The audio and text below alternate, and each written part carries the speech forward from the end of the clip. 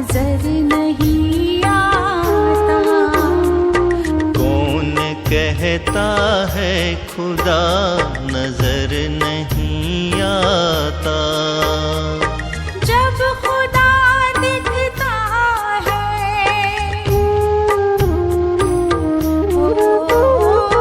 जब खुदा दिखता है कोई और नहीं दिखता। कौन कहता है खुदा नजर नहीं आता।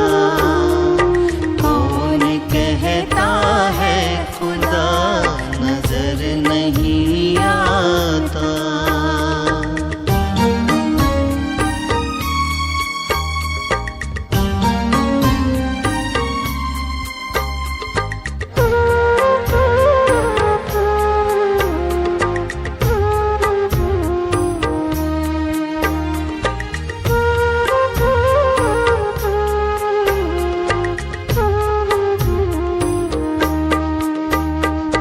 खामोशी से झांकोगे सच्चे हृदय के नैन से, प्यार की पलकों में वो बस जाता है बड़े चैन से।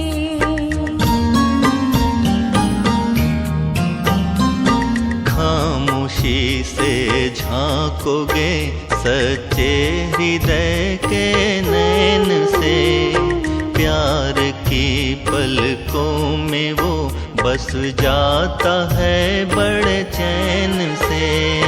मोती बन करके कभी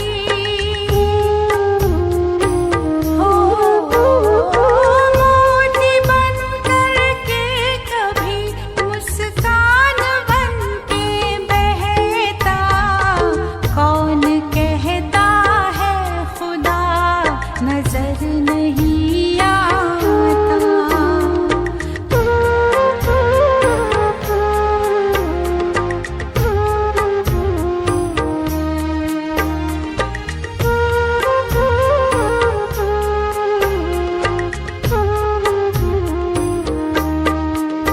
संसार में जिस दिन से तुम सच्चे इंसान कहलाओगे, तब खुदा खुद पास होगा, खुदा से जुड़ जाओगे। संसार में जिस दिन से तुम सच्चे इंसान कहलाओगे, तब खुदा खुद पास होगा, खुदा से जुड़ जाओगे। सौंप दो सब उसको सबका, सौंप दो सब उसको सबका ख्याल जो रखता। कौन कहता है खुदा नजर नहीं आता।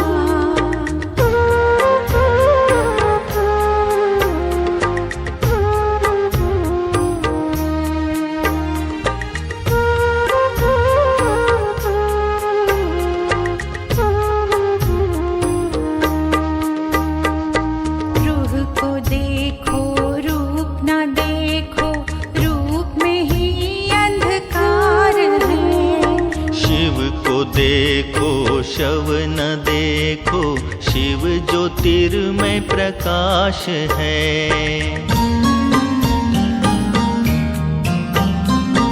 रूह को देखो रूप न देखो, रूप में ही अंधकार है। शिव को देखो शव ना देखो, शिव ज्योतिर्मय प्रकाश है। जैसी नजर वैसे नजारे, जैसी नजर वैसे नजारे देखने को मिलता। कौन कहता है खुदा नजर नहीं आता। कौन कहता है है खुदा नजर नहीं आता। जब खुदा दिखता है, हो जब खुदा दिखता है कोई और नहीं दिखता। कौन कहता है खुदा नजर नहीं आता। कौन कहता है खुदा नजर नहीं आता। कौन कहता है खुदा नजर नहीं आता। कौन कहता है खुदा नजर नहीं आता।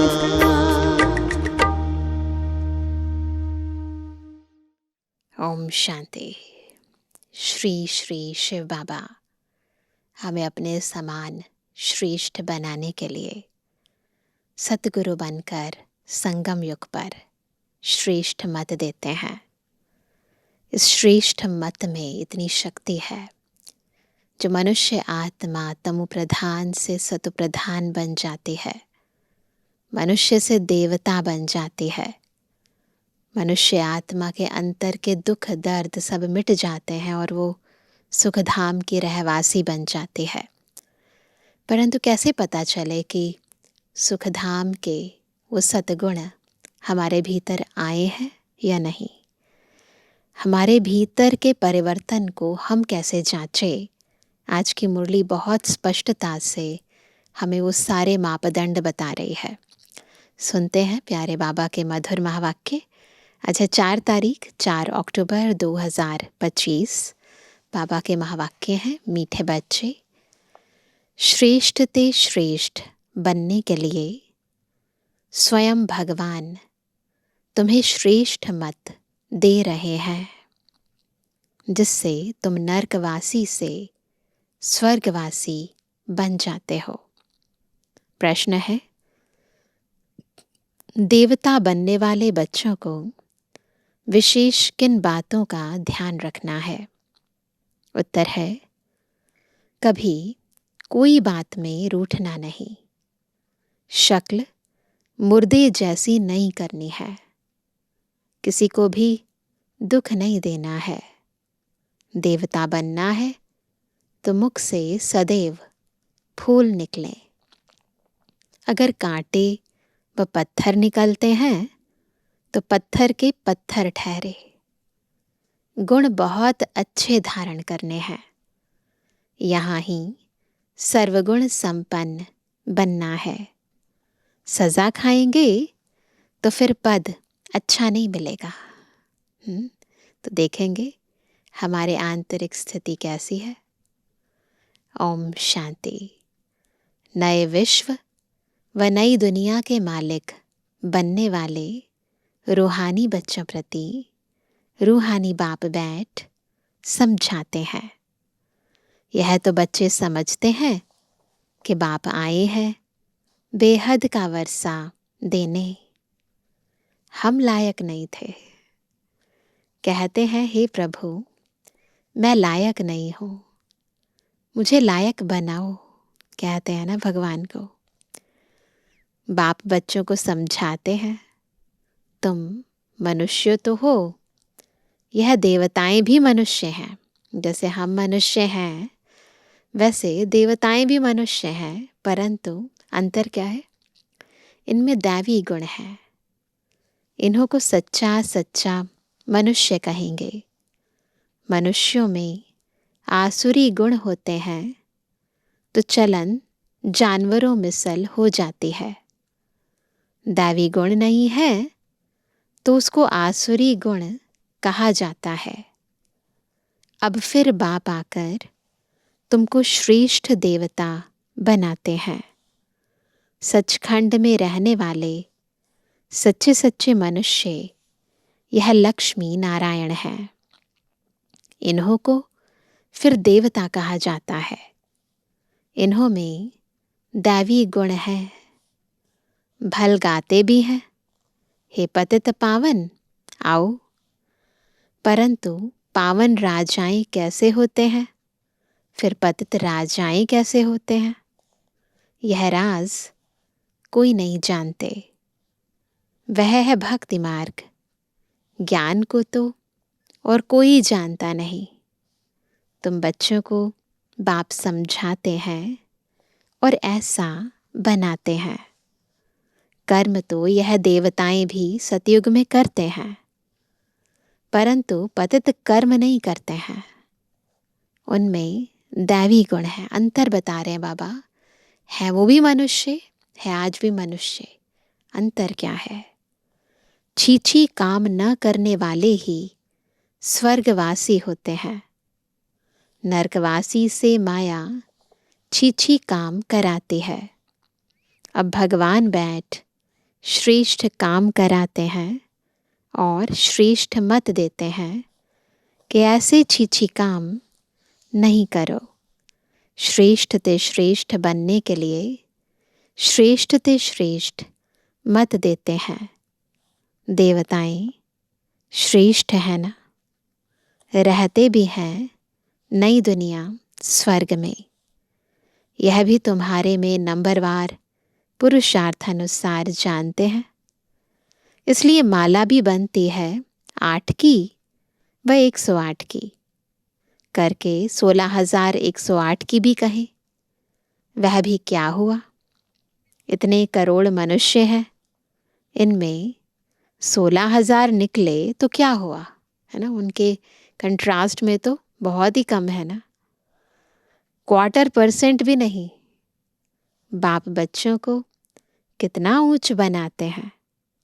रोज बच्चों को समझाते हैं कि कोई भी विकर्म नहीं करो। बाबा हमें श्रीमत देते हैं ताकि हम मनमत या परमत या किसी और के शास्त्रों की मत से फिर दोबारा विकर्म ना कर दें। तो बाबा कहते हैं तुमको ऐसा बाप मिला है तो बहुत खुशी होनी चाहिए, जो हमें गलत कर्मों से बचा रहे हैं। तुम समझते हो हमको बेहद के बाप ने एडॉप्ट किया है, हम उनके बने हैं। बहुत बड़ा नशा है। हमें किसने एडॉप्ट किया है? हम किसके बने हैं? बाप है स्वर्ग का रचयिता। तो ऐसे स्वर्ग का मालिक बनने के लायक सर्वगुण संपन्न बनना पड़े ना। यह लक्ष्मी नारायण सर्वगुण संपन्न थे।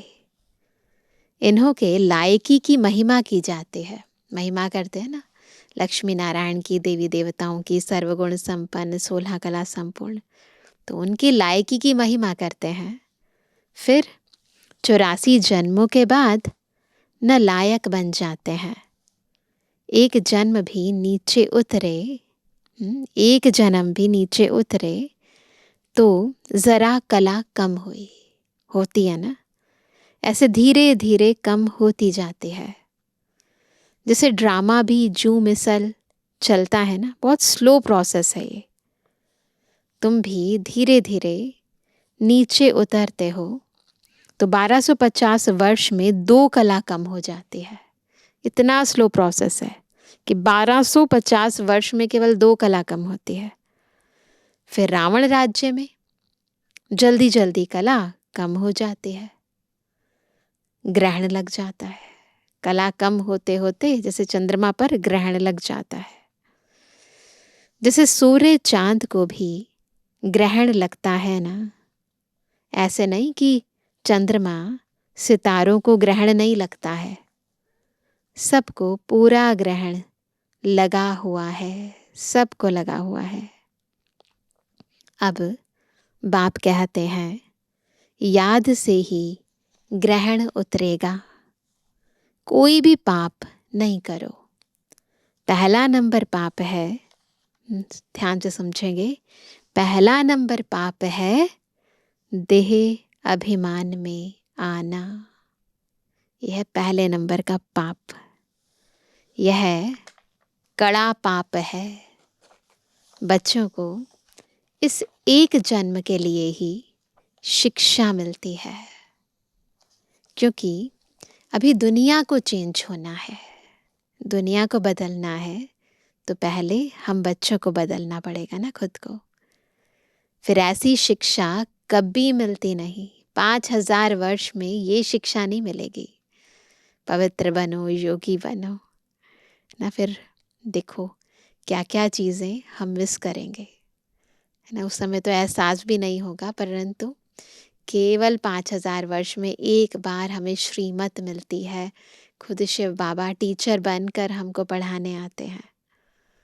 बैरिस्ट्री आदि की शिक्षा तो तुम जन्म जन्मांतर लेते आए हो। स्कूल आदि तो सदा है ही। यह ज्ञान एक बार मिला, बस। ज्ञान सागर बाप एक ही बार आते हैं। वह अपना और अपनी रचना के आदि मध्य अंत की सारी नॉलेज देते हैं। बाप कितना सहज समझाते हैं। तुम आत्माएं पाठधारी हो। आत्माएं अपने घर से आकर यहाँ पाठ बजाती हैं। उनको मुक्ति धाम कहा जाता है। स्वर्ग है जीवन मुक्ति, यहाँ तो है जीवन बंद। यह अक्षर भी यथार्थ रीति याद करने हैं। मोक्ष कभी होता नहीं। मनुष्य कहते हैं मोक्ष मिल जाए, अर्थात आवागमन से निकल जाए, आने जाने के चक्कर से छूट जाए, परंतु पाठ से तो निकल नहीं सकते हैं, आना ही पड़ेगा। यह अनादि बना बनाया खेल है। खेल भी अनादि है, एक्टर भी अनादि है। एक्टर है तो बिना एक्टिंग के तो एक्टर थोड़ी ना कहलाएंगे, है ना। सृष्टि रंगमंच पर आएंगे, एक्ट करेंगे, है ना, देह रूपी चोला धारण करके, तभी तो एक्टर कहलाएंगे ना। ऊपर बैठे रहेंगे तो एक्टर थोड़ी ना कहलाएंगे। तो बाबा कहते परंतु पाठ से तो निकल नहीं सकते। यह अनादि बना बनाया खेल है। वर्ल्ड की हिस्ट्री, जियोग्राफी हूबहू रिपीट होती है। सतयुग में वही देवता आएंगे। पीछे फिर पीछे कौन आएंगे देवताओं के बाद? फिर पीछे इस्लामी, बौद्धी आदि सब आ जाएंगे, है ना। धीरे धीरे चक्र फिरेगा और बाकी सारे धर्म एक के बाद एक आते रहेंगे। फिर पीछे इस्लामी, बौद्धी आदि सब आएंगे। यह ह्यूमन झाड़ बन जाएगा। इनका बीज ऊपर में है, उल्टा झाड़ है, बीज ऊपर है, झाड़ नीचे है। बाप है मनुष्य सृष्टि का बीज रूप। मनुष्य सृष्टि तो है ही, परंतु सतयुग में बहुत छोटी होती है। सृष्टि तो है ही, सृष्टि खत्म नहीं होती है, प्रलय नहीं होती है, परंतु क्या होता है, सतयुग में बहुत छोटी होती है। फिर धीरे धीरे बहुत वृद्धि होती जाती है। वृद्धि मतलब आत्माएं और आती रहती हैं, कि सृष्टि तो सृष्टि पर रहने वालों से बनती है ना, तो उनकी संख्या बढ़ती जाती है।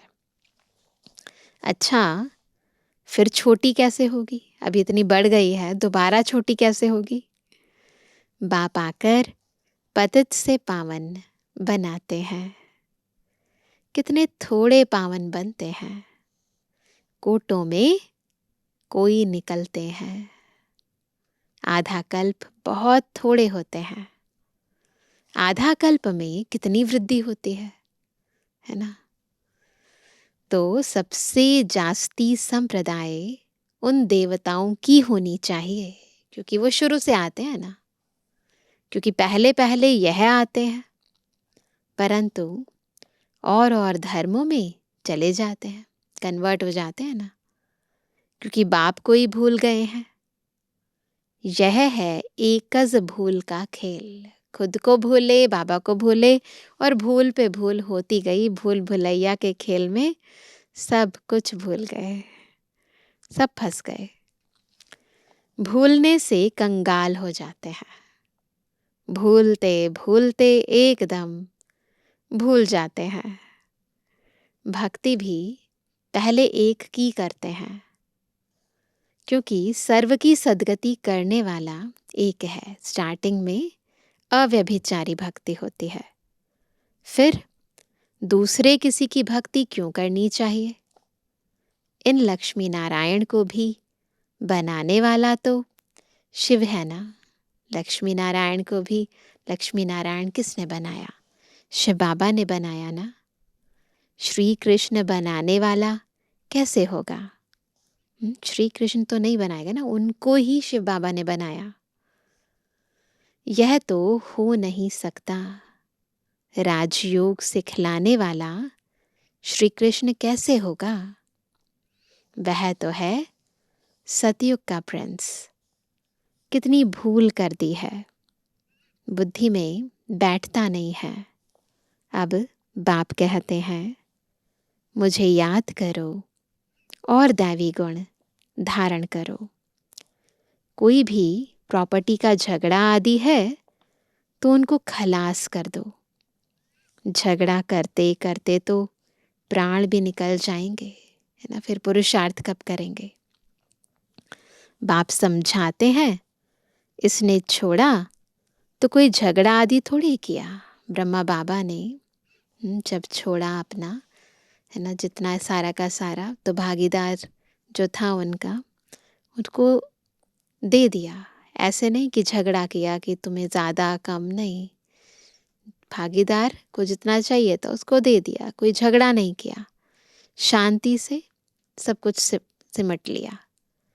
नहीं तो क्या होता है, छोटी छोटी चीज़ों के पीछे पड़ते रहते हैं तो समय, संकल्प, श्वास जाता रहता है। तो अभी कलयुग अंत का समय है, तो बाबा चाहते हैं कि हम अपने निजी मामलों के अंदर अपना ज़्यादा समय, शक्ति व्यर्थ ना गवाएं। इस समय को हम पुरुषार्थ में सफल करें।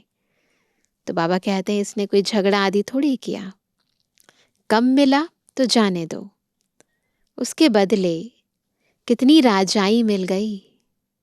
बाबा बताते हैं, मुझे साक्षात्कार हुआ। ब्रह्मा बाबा बताते हैं, प्रभा को साक्षात्कार हुआ विनाश और राजाई का। बाबा जब बनारस गए तो बाबा को दोनों का साक्षात्कार हुआ, विनाश का भी, राजाई का भी।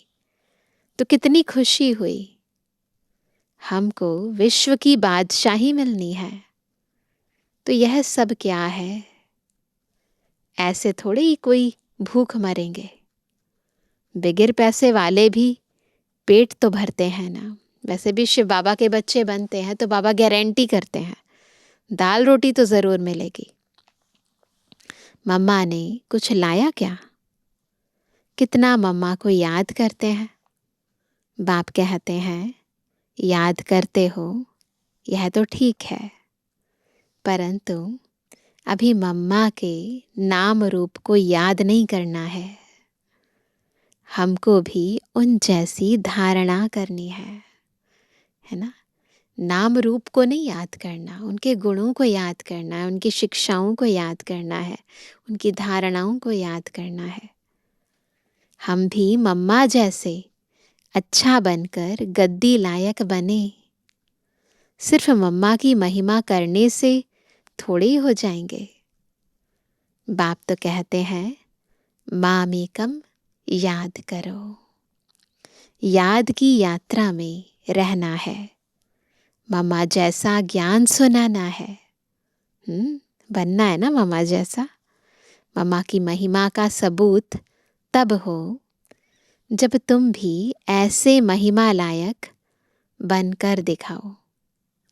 सिर्फ मम्मा मम्मा कहने से पेट नहीं भरेगा, और ही पेट पीठ से लग जाएगा। शिव बाबा को याद करने से पेट भरेगा। आत्मा अंदर से तृप्त कब होगी? जब सर्व प्राप्तियों के स्रोत, सर्व संबंधों के स्रोत शिव बाबा से योग होगा। इस दादा को भी याद करने से पेट नहीं भरेगा। याद करना है एक को, बलिहारी एक की है। युक्तियां रचनी चाहिए सर्विस की, सदैव मुख से फूल निकले। अगर कांटे पत्थर निकलते हैं तो पत्थर के पत्थर ठहरे। गुण बहुत अच्छे धारण करने हैं। तुमको यहाँ सर्वगुण संपन्न बनना है। सजा खाएंगे तो फिर पद अच्छा नहीं मिलेगा। यहाँ बच्चे आते हैं बाप से डायरेक्ट सुनने। यहाँ ताज़ा ताज़ा नशा बाबा चढ़ाते हैं। मधुबन में आते तो बाबा की बिल्कुल सम्मुख मुरली सुनने से ताज़ा ताज़ा का नशा अलग ही होता है ना। तो यहाँ ताज़ा ताज़ा नशा बाबा चढ़ाते हैं। सेंटर पर नशा चढ़ता है, फिर घर गए, संबंधी आदि देखे तो खलास। यहाँ तुम समझते हम बाबा के परिवार में बैठे हैं। वहाँ आसुरी परिवार होता है। कितने झगड़े आदि रहते हैं। वहाँ जाने से ही किच्चड़ पट्टी में जाकर पड़ते हैं। यहाँ तो तुमको बाप भूलना नहीं चाहिए। दुनिया में सच्ची शांति किसको भी मिल ना सके। पवित्रता, सुख, शांति, संपत्ति सिवाय बाप के कोई दे नहीं सकता। ऐसे नहीं कि बाप आशीर्वाद करते हैं, आयुष्मान भव, पुत्रवान भव। नहीं, आशीर्वाद से कुछ भी नहीं मिलता। यह मनुष्यों की भूल है। सन्यासी आदि भी आशीर्वाद नहीं कर सकते। आज आशीर्वाद देते, कल खुद ही मर जाते। पोप भी देखो कितने होकर गए हैं। गुरु लोगों की गद्दी चलती है। छोटेपन में भी गुरु मर जाते हैं, फिर दूसरा कर लेते, या छोटे चेले को गुरु बना देते हैं। ऐसे करते हैं। यह तो बाप दादा है देने वाला। यह लेकर क्या करेंगे? बाप तो निराकार है ना, लेंगे साकार। यह भी समझने की बात है। हम जो कुछ करते हैं अपने लिए करते हैं, है ना। शिव बाबा को तो कुछ भी नहीं चाहिए ना। ऐसा कभी नहीं कहना चाहिए कि हम शिव बाबा को देते हैं। बाबा को कुछ दे सकते हैं हम, और जो देते भी हैं वो उसी का दिया हुआ ही तो है ना। कि हम शिव बाबा को देते हैं, नहीं। हमने शिव बाबा से पदम लिया, दिया नहीं। बाबा तो तुमको अनगिनत देते हैं, काउंट भी नहीं करते, अनगिनत। शिव बाबा तो दाता है, तुम उनको देंगे कैसे? मैंने दिया, यह समझने से फिर देह अभिमान आ जाता है। हम शिव बाबा से ले रहे हैं। बाबा के पास इतने ढेर बच्चे आते हैं, आकर रहते हैं, तो प्रबंध चाहिए ना, है ना। तो जो कुछ भी हम सेवार्थ देते हैं, सेवा में लगता है, तो अपना ही भाग्य बनाते हैं। गोया तुम देते हो अपने लिए, उनको अपना थोड़े ही कुछ करना है। शिव बाबा को अपना थोड़ा ना कुछ करना है। राजधानी भी तुमको देते हैं, इसलिए करते भी तुम हो। तुमको अपने से भी ऊंच बनाता हूँ। ऐसे बाप को तुम भूल जाते हो। जब बाबा कुछ नहीं लेता, निस्वार्थ भाव से सदा देता रहता है, ऐसे बाबा को भी हम भूल जाते हैं। आधा कल्प पूज्य, आधा कल्प पुजारी। पूज्य बनने से तुम सुख धाम के मालिक बनते हो, फिर पुजारी बनने से दुख धाम के मालिक बन जाते हो। यह भी किसको पता नहीं कि बाप कब आकर स्वर्ग की स्थापना करते हैं। इन बातों को तुम संगम युगी ब्राह्मण ही जानते हो। बाबा इतना अच्छी रीति समझाते हैं, फिर भी बुद्धि में नहीं बैठता। जैसे बाबा समझाते हैं, ऐसे युक्ति से समझाना चाहिए। पुरुषार्थ कर ऐसा श्रेष्ठ बनना है। बाप बच्चों को समझाते हैं, बच्चों में बहुत अच्छे दैवी गुण होने चाहिए। कोई बात में रूठना नहीं, शक्ल मुर्दे जैसी नहीं करनी है। बिल्कुल रूठना नहीं है। बाबा को ऐसे बच्चे बिल्कुल पसंद नहीं है। बाप कहते हैं ऐसे कोई काम अभी नहीं करो। चंडी देवी का भी मेला लगता है ना, जो ऐसा काम करते हैं ना, उल्टा काम, गुस्सा करते हैं, झगड़ते हैं, वो कहते हैं चंडी देवी का भी मेला लगता है। चंडी का उनको कहते हैं, किनको कहते हैं? जो बाप की मत पर नहीं चलती, जो दुख देती है, ऐसी चंडिकाओं का भी मेला लगता है। संगम पर हम जो कुछ करते हैं सब चीज़ों की यादगारें हैं। मनुष्य अज्ञानी है ना, अर्थ थोड़ी समझते हैं। कोई में ताकत नहीं, वह तो जैसे खोखले हैं, पावर तो नहीं है ना अंदर। तुम बाबा को अच्छी रीति याद करते हो तो बाप द्वारा तुम्हें ताकत मिलती है ना। बाबा को अच्छी रीति याद करते हैं, यानी आत्मिक स्थिति में रहकर याद करते हैं, तो बाबा हमें बहुत पावर देते हैं, ताकत देते हैं।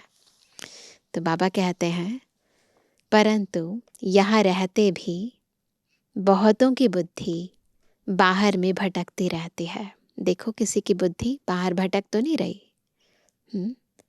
इसलिए बाबा कहते हैं यहाँ चित्रों के सामने बैठ जाओ तो तुम्हारी बुद्धि इसमें बिजी रहेगी, भटकेगी नहीं ना। एंगेज रखो बुद्धि को। गोले पर, सीढ़ी पर किसको समझाओ तो बोलो सतयुग में बहुत थोड़े मनुष्य होते हैं, अभी तो ढेर मनुष्य हैं। बाप कहते हैं मैं ब्रह्मा के द्वारा नई दुनिया की स्थापना कराता हूँ, पुरानी दुनिया का विनाश कराता हूँ। ऐसे ऐसे बैठ प्रैक्टिस करनी चाहिए। अपना मुख आपे ही खोल सकते हैं। अंदर में जो चलता है वह बाहर में भी निकलना चाहिए। जैसे सेवा करने की प्रैक्टिस करनी चाहिए, ज्ञान देने की प्रैक्टिस करनी चाहिए। गूंगे तो नहीं होना। घर में रड़ियां मारने के लिए मुख खुलता है। देखो बाबा आज क्या कह रहे हैं, घर में रड़ियां मारने के लिए मुख खुलता है, ज्ञान सुनाने के लिए नहीं खुलता। मुख खुलता है ना। चित्र तो सबको मिल सकते हैं। हिम्मत रखनी चाहिए, अपने घर का कल्याण करें। चैरिटी बिगिंस एट होम कहते हैं ना बाबा। तो वह कहते हैं अपना कमरा चित्रों से सजा दो तो तुम बिजी रहेंगे। यह जैसे तुम्हारी लाइब्रेरी हो जाएगी। दूसरों का कल्याण करने के लिए चित्र आदि लगा देना चाहिए। जो आए उनको समझाओ। तुम बहुत सर्विस कर सकते हो। थोड़ा भी सुना तो प्रजा बन जाएंगे। बाबा इतनी उन्नति की युक्तियां बतलाते हैं। बाप को याद करो तो तुम्हारे विकर्म विनाश होंगे। बाकी गंगा में जाकर एकदम डूब जाओ तो भी विकर्म विनाश नहीं होंगे, है ना। जीवन भर में भक्ति मार्ग में कितनी बार गंगा में डुबकी लगाई होगी, परंतु फायदा क्या हुआ? विकर्म तो विनाश नहीं हुए, है ना। तो वो कहते कितना भी डूब जाओ ना, विकर्म विनाश नहीं होंगे। केवल बाबा की याद से विकर्म विनाश होंगे।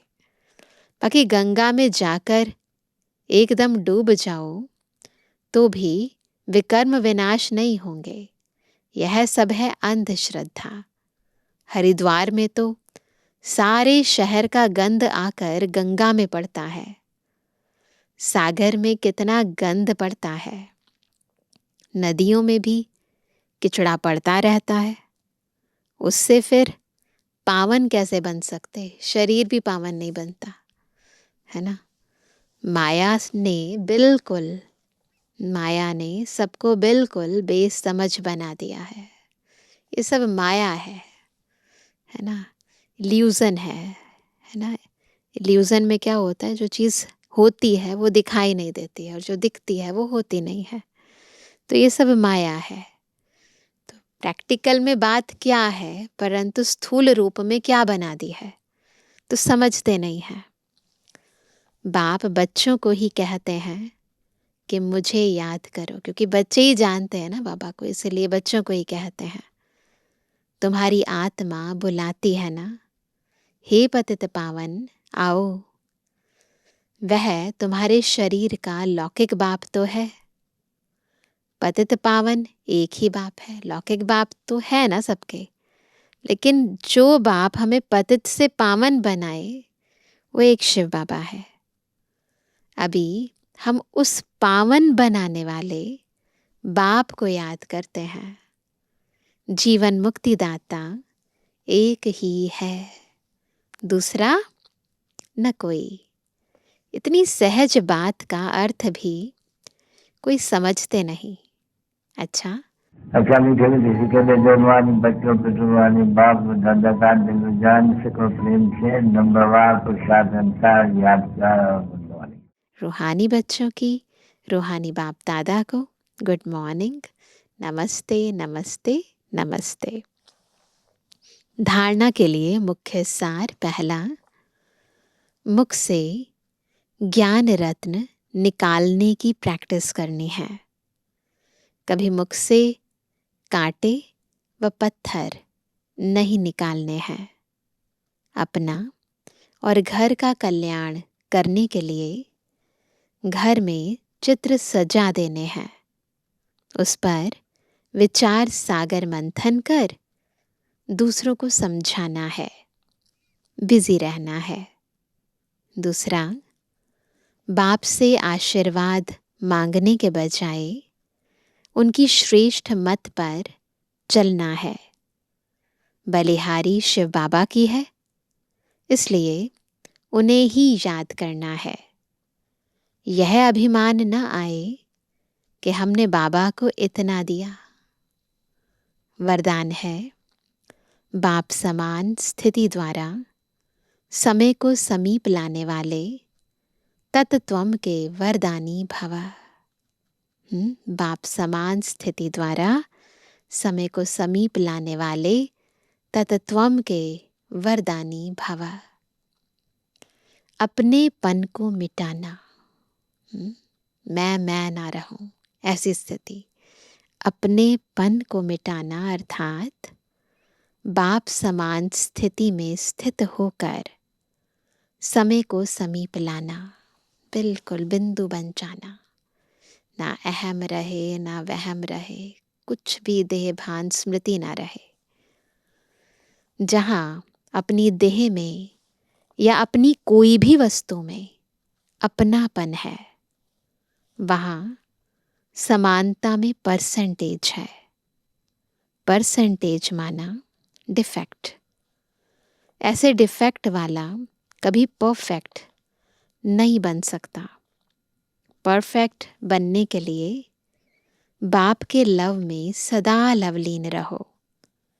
सदा लव में लवलीन रहने से सहज ही औरों को भी आप समान व बाप समान बना सकेंगे। बाप दादा अपने लवली और लवलीन रहने वाले बच्चों को सदा तत्त्वम का वरदान देते हैं। तो सदा बाबा के लव में लीन रहो। स्लोगन है, 1-2 के विचारों को रिगार्ड दो तो स्वयं का रिकॉर्ड अच्छा बन जाएगा। 1-2 के विचारों को रिगार्ड देना चाहिए। आज का व्यक्त इशारा, स्वयं और सर्व के प्रति मनसा द्वारा योग की शक्तियों का प्रयोग करो। मनसा सेवा के लिए मन, बुद्धि व्यर्थ सोचने से मुक्त होना चाहिए। मनमना भव के मंत्र का सहज स्वरूप होना चाहिए।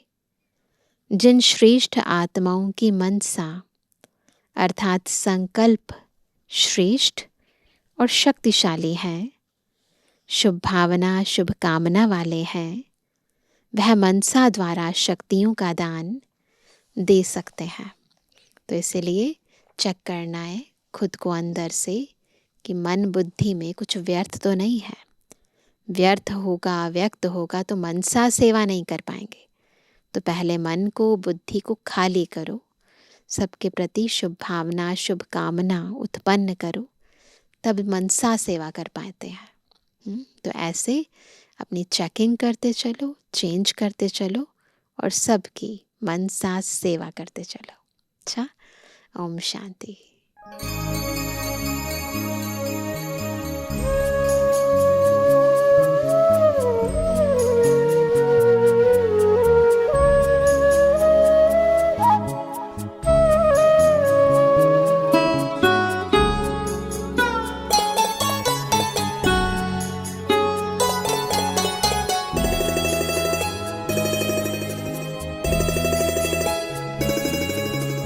जीवन के दाता, सांसों के स्वामी, ये नैया की पतवार तुमको है अर्पण।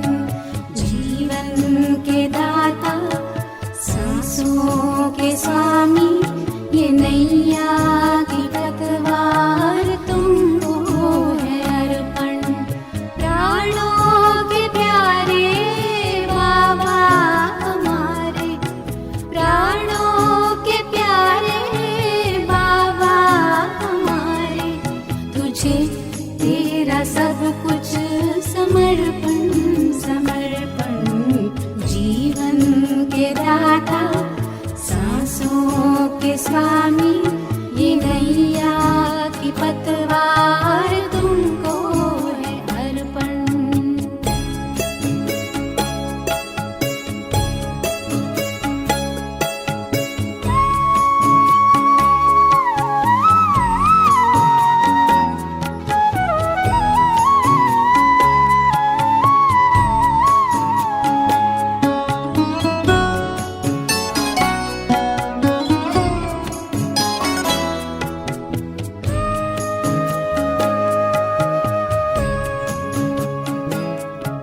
सदा के साथी, सच्चे सहारे, तेरे थे, तेरे हैं, तेरे ही रहेंगे। तुम्हारी ही श्रीमत पे चलते रहेंगे, कहेंगे जो भी हम वो करते रहेंगे।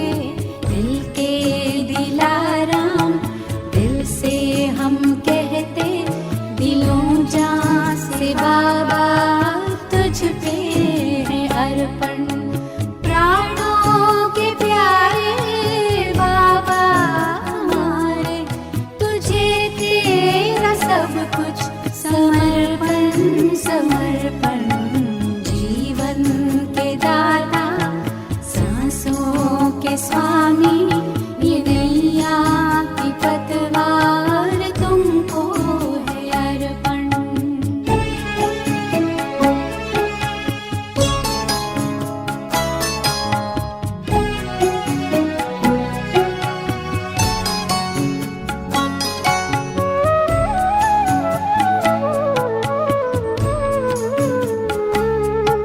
नहीं पास अपनी है देने के काबिल, दाता विधाता को क्या दे सकेंगे। किए तूने हम पर है एहसान इतने, के जीवन भी देकर चुका ना सकेंगे। कि जीवन भी देकर चुका ना सकेंगे। ये मैंपन मेरापन, ये कखपन, ये जीवन, ये संकल्प हर वो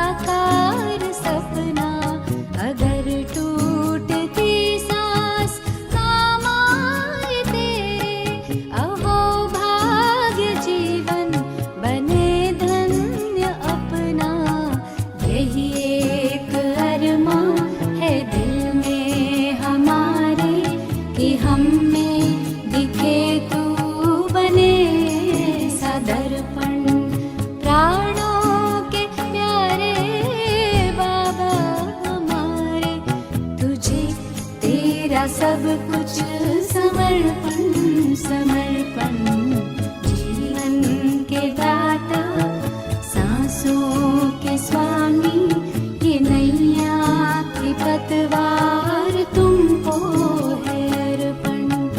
जीवन के दाता सांसों के स्वामी, ये नैया की पतवार तुमको